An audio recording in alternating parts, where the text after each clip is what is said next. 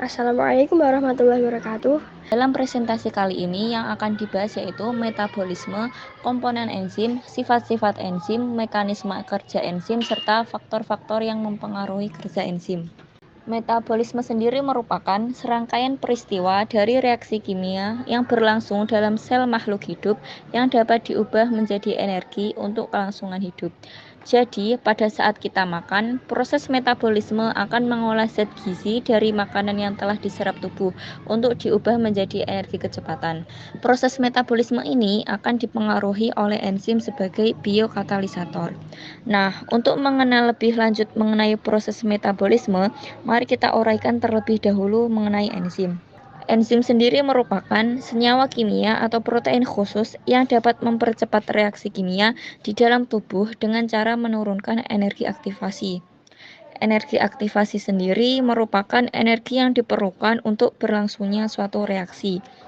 Dengan menggunakan enzim, energi aktivasi yang dibutuhkan lebih sedikit dibandingkan tanpa menggunakan enzim. Hal tersebut menyebabkan reaksi dapat berlangsung lebih cepat dengan sedikit energi bebas yang dibutuhkan. Berdasarkan komponen penyusunnya, enzim dibedakan menjadi dua macam, yaitu enzim sederhana yang hanya terdiri dari protein. Yang pertama, enzim kompleks atau holoenzim, terdiri atas komponen-komponen berikut, yaitu komponen protein atau apoenzim, bersifat termolabil atau tidak tahan panas, sehingga mudah terdenaturasi.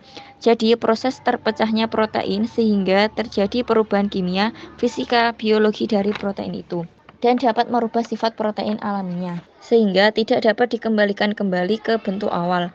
Yang kedua yaitu komponen non-protein atau gugus prostetik. Komponen non-protein sendiri bersifat termolabil atau tidak mudah rusak karena panas. Nah, komponen non-protein itu berupa koenzim dan kofaktor. Berikutnya, sifat-sifat enzim. Yang pertama, berupa protein yang bekerja untuk mempercepat suatu reaksi. Yang kedua, termolabil atau tidak tahan panas pada suhu tinggi yang akan mengalami denaturasi. Kemudian pada suhu rendah kerja enzim akan terhambat. Yang ketiga yaitu biokatalisator atau agen kimia yang bertugas mempercepat suatu reaksi kimia tanpa ikut bereaksi. Selanjutnya yaitu spesifik. Enzim sendiri hanya bekerja untuk substrat tertentu atau substrat reaktan adalah molekul spesifik yang dapat berikatan di daerah sisi aktif enzim. Selanjutnya, enzim bekerja secara bolak-balik atau reversibel dalam menyusun dan memecahkan substrat.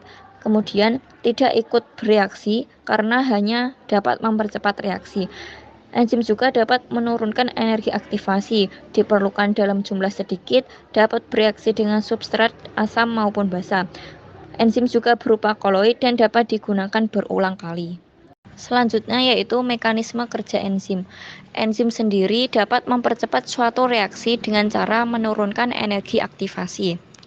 Nah, mekanisme kerjanya yaitu saat substrat spesifik memasuki sisi aktif enzim akan mengubah bentuknya sehingga sisi aktif dapat cocok dengan substrat tersebut. Lalu, substrat tersebut akan diikat dengan ikatan yang lemah, seperti ikatan hidrogen atau ion.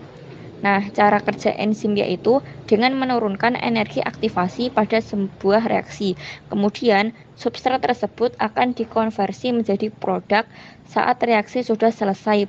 Produknya akan dirilis dan enzim pun kembali ke bentuk semula dan siap untuk membantu reaksi kimia yang lainnya. Nah, selanjutnya yaitu teori cara kerja enzim. Teori cara kerja enzim dibagi menjadi dua. Yang pertama yaitu lock and key teori, yang kedua yaitu induced feed teori. Nah, teori yang pertama yaitu lock and key teori, yaitu disebut juga teori gembok dan kunci. Lock and key teori ini ditemukan oleh Fischer pada tahun 1898. Nah, teori ini menjelaskan bahwa enzim diumpamakan sebagai gembok karena memiliki sebuah bagian kecil yang dapat berkaitan dengan substrat. Nah, bagian ini disebut dengan sisi aktif. Sementara itu, substrat diumpamakan sebagai kunci karena dapat berkaitan secara pas dengan sisi aktif enzim. Hubungan antara enzim dan substrat tersebut membentuk ikatan yang lemah. Teori yang kedua yaitu inductive theory atau teori ketepatan induksi. Nah, inductive theory ini ditemukan oleh Daniel Koslan. Teori ini menjelaskan bahwa sisi aktif enzim dapat dirubah bentuk sesuai dengan substratnya. Artinya, sisi aktif enzim ini bersifat fleksibel atau dapat berubah sesuai dengan substratnya. Nah, enzim yang sisinya aktifnya telah dirubah substrat akan menjadi kompleks enzim substrat dan kemudian menjadi produk. Kemudian faktor-faktor yang mempengaruhi kerja enzim. Yang pertama ada suhu atau temperatur, yang kedua yaitu perubahan pH, yang ketiga konsentrasi enzim, yang keempat konsentrasi substrat, kelima zat-zat pengikat atau aktivator, dan yang keenam yaitu zat-zat penghambat atau inhibitor. Suhu menjadi faktor-faktor yang mempengaruhi kerja enzim karena suhu yang tinggi pada enzim dapat menyebabkan denaturasi enzim, sedangkan suhu yang terlalu rendah dapat menghambat laju reaksi. Selanjutnya yaitu perubahan pH. Perubahan pH mengakibatkan sisi aktif enzim berubah sehingga dapat menghalangi substrat terikat pada sisi aktif enzim. Faktor yang ketiga yaitu konsentrasi enzim. Konsentrasi enzim semakin besar konsentrasi, maka kecepatan reaksi akan semakin meningkat. Faktor yang keempat yaitu konsentrasi substrat. Bertambahnya konsentrasi substrat dalam suatu reaksi akan meningkatkan kecepatan reaksi jika jumlah enzim dalam reaksi tersebut tetap. Kemudian zat-zat pengikat atau aktivator. Contohnya seperti garam-garam logam alkali sebanyak kurang lebih 2% sampai 5%, seperti Ca, Mg, Mn, Ni, dan Cl. Yang terakhir yaitu zat-zat penghambat. Zat-zat penghambat atau inhibitor ini dibagi menjadi dua, yaitu inhibitor kompetitif dan inhibitor non-kompetitif. Inhibitor kompetitif yaitu berkaitan dengan sisi aktif enzim, tidak mengubah sisi aktif enzim, struktur mirip dengan substrat, dapat dihilangkan dengan menambah konsentrasi substrat. Sedangkan inhibitor non-kompetitif yaitu berkaitan dengan sisi allosterik enzim, mengubah sisi aktif enzim, struktur berbeda dengan substrat, tidak dapat dihilangkan dengan menambah konsentrasi substrat. Sekian presentasi dari kami, semoga bermanfaat. Kurang lebihnya mohon maaf. Wassalamualaikum warahmatullahi wabarakatuh.